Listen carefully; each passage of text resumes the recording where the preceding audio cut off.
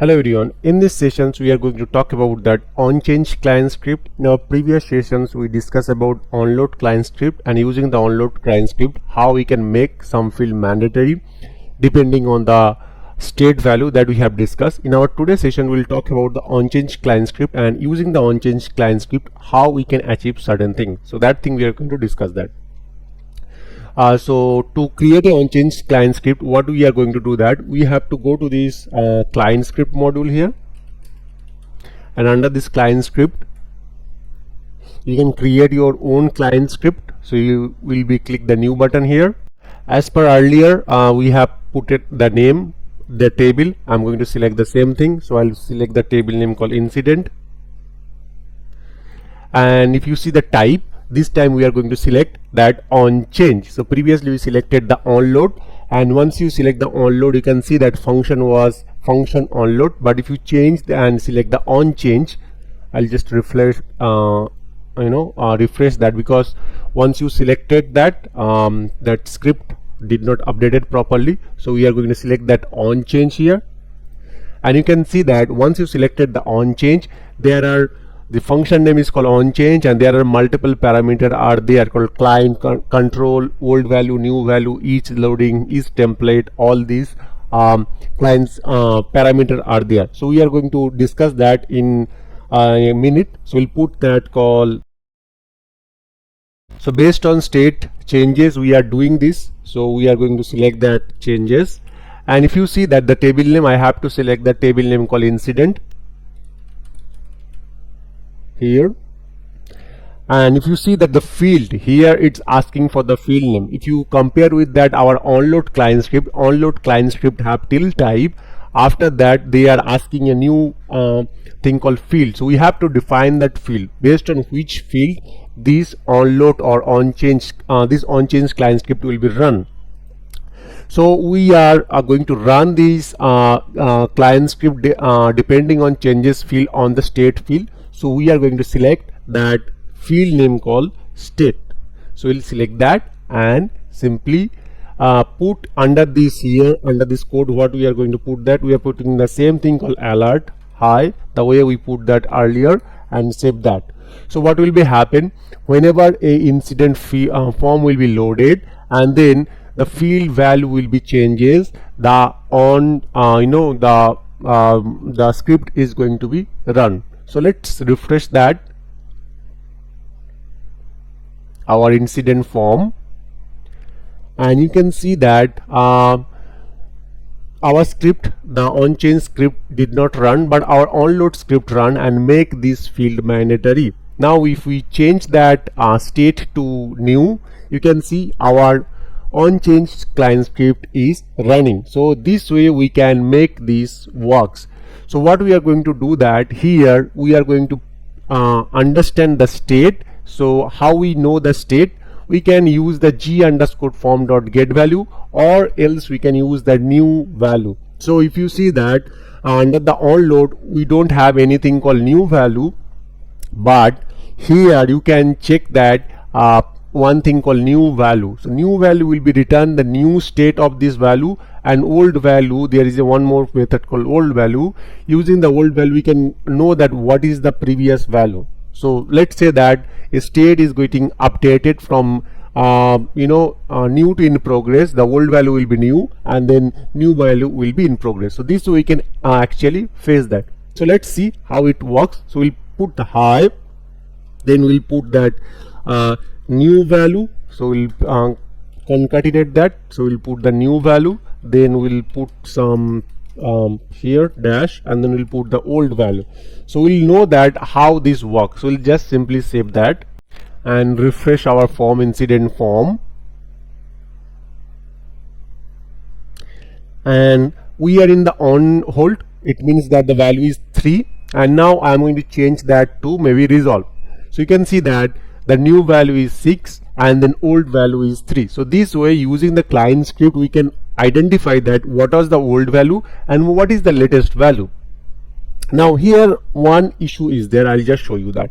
So we created a onLoad client script that day. So the issue is that whenever we are changing the state, so let's say that I'm in the on hold. If I'm changing that in progress, you can see our service is still in mandatory, and then our configuration item is not mandatory. After you save that, let's say I'm saving this form, so I'll select that and save that. After my save, our onLoad script run and then make this configuration item mandatory, and then service is non-mandatory. So if I change again from in progress to on hold, you can see that it did not make service field mandatory. It will be mandatory after my save. So after my saving that value, onLoad client script is running, and then only these things or this field mandatory is making mandatory. So this is the potential issue, and to fix that, we are going to use that onChange client script, and using that onChange client script, we are going to resolve that. Okay, so how we will resolve that? We will copy this client script, the client script that I have created earlier session, and paste here.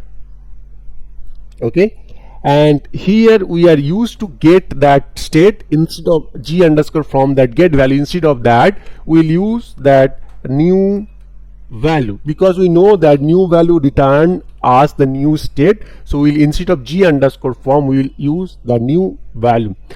And let's understand what is then happening. So if my state is 2, my or maybe in progress, the CMDB CI will be mandatory. If the state is 3, it means that on hold, the service field will be mandatory. That we are telling right now. So whenever the field itself will be changed, that time we want to make that. So let's format this code and save that.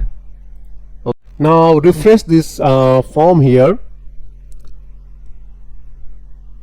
So right now I am in the in progress state, and then my onLoad client script run and make this configuration item is mandatory. Now if I change from in progress to on hold, my service field got mandatory, but this configuration item is not mandatory unless I save that form. So I save that and then save this form with some additional note and save that, then only my configuration item is become non-mandatory, right? So to resolve that, what do you have to do? We have to put some additional code here. So I'll copy this code and paste here and paste here, and then what I'm saying that I'll just put some line here and then put some here, and let me tell you that. So what I'm telling that, if that state is in progress, make this configuration item mandatory, and then business service is non-mandatory. If the state is on hold, make this service mandatory and configuration item is not mandatory. Let's save that. Okay, so I have saved now. Now let's see our code is working as per expected or not. So right now we are in on hold, and in this on hold, service field is mandatory and configuration item is mandatory, which is perfectly working from our onLoad client script. Now if we change the state from on hold to in progress, and you can see that configuration item is become mandatory and service is now become non-mandatory, which is working fine from our onChange client script. And again, after saving that, our onLoad client, let's say I save that.